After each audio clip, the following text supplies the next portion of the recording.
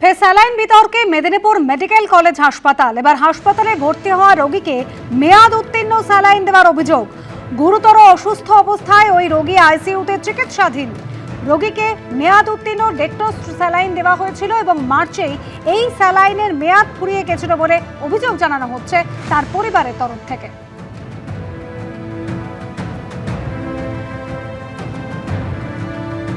আমার মায়ের হার্টের প্রবলেম আছে, মেজর প্রবলেম আছে, হার্টে কিডনি এফেক্ট আছে, ব্রেনের প্রবলেম আছে, ডক্টর সন্দেহ করছে স্ট্রোক হয়ে গেছে।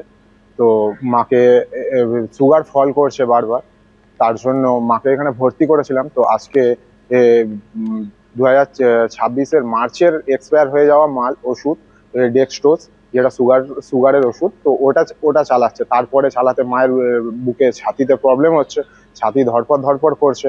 আমি খেয়ালও করিনি এখনো অবধি, কিন্তু এই লাস্ট বোতলটা যখন বলছে যে আমার ছাতি কেমন করছে, তখন আমি দেখতেই ছাতি ধরপড় করছে, ছাতি জ্বালা করছে। তখন আমি ওষুধের এক্সপায়ারি দেখতেই তখন দেখছি যে এরকম এক্সপায়ারি মাল চলছে। রোগীর ছেলের বক্তব্য শুনলেন। তিনি বলছেন যে 2026 সালের মার্চ মাসে এই স্যালাইনের মেয়াদ উত্তীর্ণ হয়েছিল, সুগার ফল করেছিল তার মায়ের, তাই তাকে ভর্তি করা হয়েছিল হাসপাতালে। এরপর ডেক্সট্রো স্যালাইন দেওয়া হয়েছিল, যে স্যালাইন মেয়াদ উত্তীর্ণ হয়ে গিয়েছে সেই 2026-এর মার্চে। আর এই স্যালাইন দেওয়ার পরেই তার অবস্থার অবনতি হয়, শ্বাস নিতে অসুবিধা হয়। যদিও হাসপাতালে সুপার জানাচ্ছেন রোগীর অবস্থা স্থিতিশীল। ভুল ঠিকঠাক প্রশ্ন, পেশেন্ট স্টেবল আছে। একটা ইঞ্জেকশন মানে একটা ওই ঘষাপাত পড়ে তো হাসপাতালে, প্রত্যেকটা যে মেডিসিনস গুলো যখন স্টক করা থাকে, কোনোভাবে হয়তো একটা দেওয়ার সঙ্গে সঙ্গেই ডিটেক্টেড হয়েছে। দেওয়ার ঠিক নয়, মানে চালানোর সঙ্গে সঙ্গে তো পেশেন্ট স্টেবল আছে। এই মুহূর্তে কোনো প্রবলেম নেই, শি ইজ আন্ডার মানে স্ট্রিক্ট অবজারভেশন।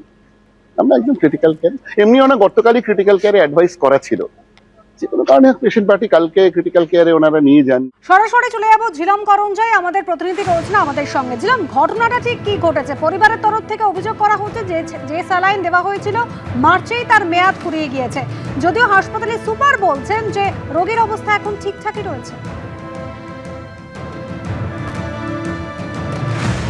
একদমই, হাসপাতালের তরফ থেকে যে দাবি করা হচ্ছে সেই বক্তব্য ইতিমধ্যে স্বাস্থ্য দপ্তরকে জানানো হয়েছে। তবে স্বাস্থ্য দপ্তরের তরফে ইতিমধ্যে যেটা করা হয়েছে যে সেখান থেকে মুখ্য স্বাস্থ্য আধিকারিক এবং মেডিকেল কলেজের যিনি ভাইস প্রিন্সিপাল তাদের কাছ থেকে রিপোর্ট চাওয়া হয়েছে।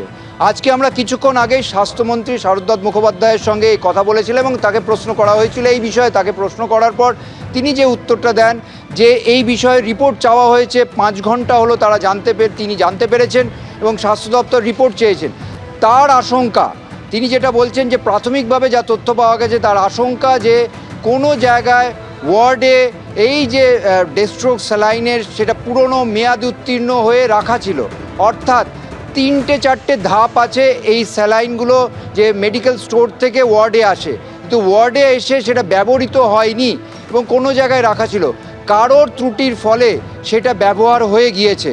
তিনি বলছেন যে রোগিনীর শারীরিক অবস্থা নজরে রাখা হয়েছে, শারীরিক অবস্থা কি আছে সেই সমস্ত রিপোর্ট চেয়েছেন। তবে যেটার ওপর স্বাস্থ্য দপ্তর নজর দিচ্ছে যে কিভাবে এটা ওয়ার্ডে রয়ে গেল, এই মুহূর্তে স্বাস্থ্য দপ্তর নতুন করে একটি অর্ডার দেবেন, যেটা স্বাস্থ্যমন্ত্রী শারদত্ত মুখোপাধ্যায় জানালেন যে 7 দিন অন্তর অন্তর সমস্ত ওয়ার্ড চেক করা হবে, সেখানে কোনো পুরনো স্যালাইন, অব্যবহৃত ওষুধ সেগুলো রয়ে গিয়েছে কিনা সেটা দেখা হবে এবং সেই চেকটা আগে 1 মাস হতো, এখন সেটা 7 দিন রাখা হবে। ওল্ড এক্সপায়ারি মেডিসিনের একটা চেন রয়েছে চেক করার, কিন্তু সেই চেক সিস্টেম ফেল করেছে তেমনটাই তিনি আশঙ্কা করছেন। সেই কারণে এই ধরনের অভিযোগ আসছে। ফলে পুরো বিষয়টার রিপোর্ট পাওয়া এবং পরবর্তী পদক্ষেপ সব কিছু নিয়ে তিনি পদক্ষেপ করা হবে বলে জানিয়েছেন। তবে মোটের ওপর তিনি এটাও জানিয়েছেন যে এই ধরনের ঘটনা কোনোভাবে বরদাস্ত করা হবে না এবং এই ধরনের ঘটনা অনভিপ্রেত বলেও তিনি জানিয়েছেন। একেবারে ধন্যবাদ ঝিলম। ঘটনা অনভিপ্রেত, কোনোভাবেই বরদাস্ত করা হবে না। গোটা ঘটনার রিপোর্ট তলব করেছেন স্বাস্থ্যমন্ত্রী 12 ঘন্টার মধ্যে। শোনাব। তদন্ত এবং তলব করা দুটোই করা হয়েছে। আশা করি আজকে 12 ঘন্টার মধ্যেই আমরা রিপোর্ট পেয়ে যাব। এগুলো স্বাস্থ্য দপ্তরে কোনো রকম অনুমতি বা অনুমোদন থাকেও না।